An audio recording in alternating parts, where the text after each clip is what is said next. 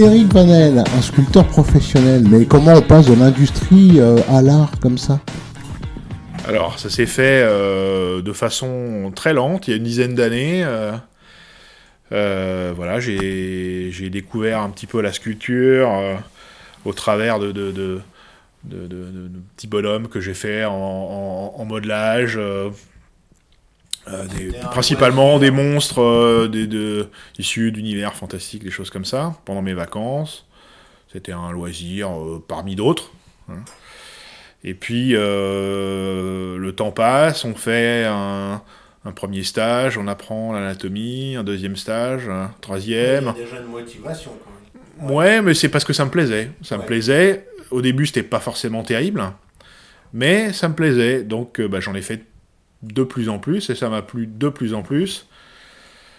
Voilà, jusqu'à il y a 3-4 ans, prendre de plus en plus de place dans ma vie, au point qu'il a fallu faire un choix. Et il y a 1 an et demi à peu près, là, j'ai décidé de faire plus que ça. De ne faire Voilà. plus que ça. Mais alors c'est un pari qui pourrait sembler risqué au départ, mais quand on voit le résultat, on voit bien que c'est pas si risqué que ça finalement. Comment on arrive à passer en si peu de temps de petits bonhommes pour le plaisir à des œuvres comme celle-ci?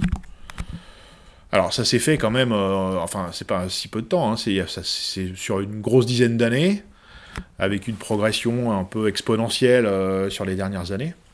Il y a un moment, en fait, voilà, on pratique, on en fait un petit peu tous les ans, et puis à un moment, on se dit que ce qu'on fait, c'est peut-être pas si mal que ça.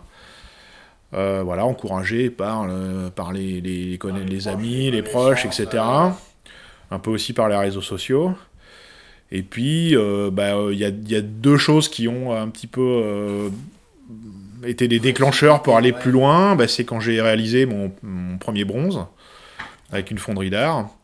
C'est-à-dire que la sculpture qui était en plastiline, c'est-à-dire pas vraiment finie, pas vraiment exposable, elle devenait finie. Et je pouvais en faire plusieurs tirages, et je pouvais éventuellement les exposer, les vendre. C'est un élément déclencheur. C'est un élément déclencheur, parce que c'est une condition en fait pour devenir professionnel. Quoi. Et aussi, quand j'ai commencé à travailler avec des modèles vivants, donc dans des cours, les premiers c'était des cours sur Paris, et puis après des sessions aussi avec des modèles en privé, quoi. Il se crée une espèce de confiance réciproque, d'alchimie entre le modèle et le sculpteur pour que ça puisse marcher. Et surtout, le fait de travailler avec des modèles, on va tout de suite faire des sculptures dont l'anatomie va être moins stéréotypée.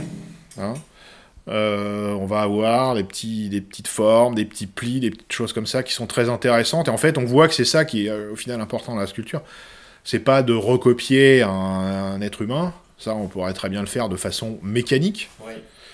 En fait, pour le faire de façon artistique, faut se nourrir des choses que le modèle va apporter. Pas forcément faire que ça, il faut aussi apporter des choses. Hein. Là, par exemple, sur cette sculpture-là, la modèle n'avait pas du tout la tête comme ça, sinon elle n'aurait pas pu tenir la pose plus de 30 secondes. Oui. Donc il y a un moment, où on va chercher des choses avec le modèle qu'on peut pas forcément trouver sans, mais il faut également rajouter des choses. Alors, dans la majorité de tes sculptures, en fait, il y a beaucoup de nus féminins. On pourrait considérer que c'est un peu ta spécialité. Et dans ces nus féminins, il y a quelque chose de particulier, c'est qu'il y a autre chose que le simple nu féminin, une espèce d'émotion qui passe. C'est toujours une féminité un petit peu complexe. Alors, comment t'expliques ça, toi ? Quand on fait une sculpture, hein, c'est ce que je disais, faut pas juste recopier, il faut raconter une histoire. Donc cette histoire, ça va passer par des émotions qui vont émaner de la sculpture, et ces émotions, ils vont être retranscrits par la position, le regard, même quand la sculpture a les yeux, les paupières closes, en fait, il y a quand même du regard. Ouais. Donc il y a ça. Donc en fait, quand on fait une sculpture, il faut savoir un peu ce qu'on veut raconter.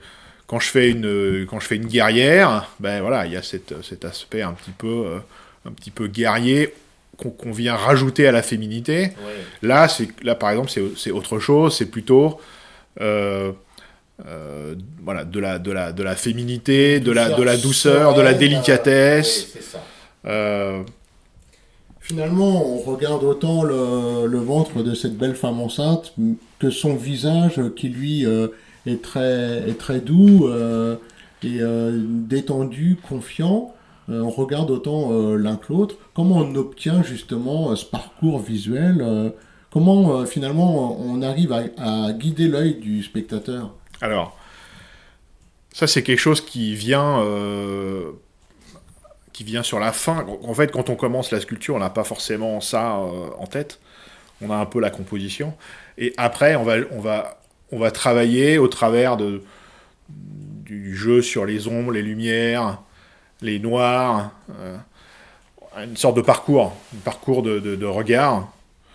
Donc ça, c'est quelque chose que j'ai appris, hein, ça s'improvise pas. Apprend à faire ça. Donc j'ai fait des stages avec des sculpteurs professionnels vraiment très, très, très bons, quoi, qui, au-delà de l'aspect technique, nous apprennent un petit peu voilà, qu'est-ce que c'est qu'une sculpture par rapport à juste voilà, un scan ou une photo, ça peut être aussi ça. Ça peut être aussi ça, mais c'est moins quelque chose qu'on fabrique, je pense, dans une photo, c'est quelque chose qu'on va venir capturer dans un instant, qui marche pas. Là, en fait, on est plus maître des choses. Donc, on va rajouter quelque chose, on va créer un passage de la lumière d'un endroit à l'autre. Donc c'est quelque chose qui va se faire en adoucissant les transitions entre les volumes. C'est ça principalement le truc, hein, pour permettre un regard le plus complet qui va commencer à un endroit à peu près et puis qui va se terminer à un autre, quoi. Et on va insister sur certaines zones plutôt que d'autres. Ça peut être aussi au travers du traitement de la surface. Oui. Combien de temps de travail pour une sculpture comme celle-ci en temps cumulé? Alors, c'est toujours très difficile à estimer, parce qu'en fait, on compte pas, hein, mais celle-ci, je pense qu'il y aura à peu près une centaine d'heures de travail de modelage. Oui. Voilà, après, il faut faire le moule, et après, il faut faire les tirages. Les tirages sont prévus pour quelle matière? Donc, il y aura un premier tirage qui sera fait en résine de celle-ci, et j'espère après des tirages en bronze. En bronze. Voilà. D'accord. Merci Eric. Merci Bertrand.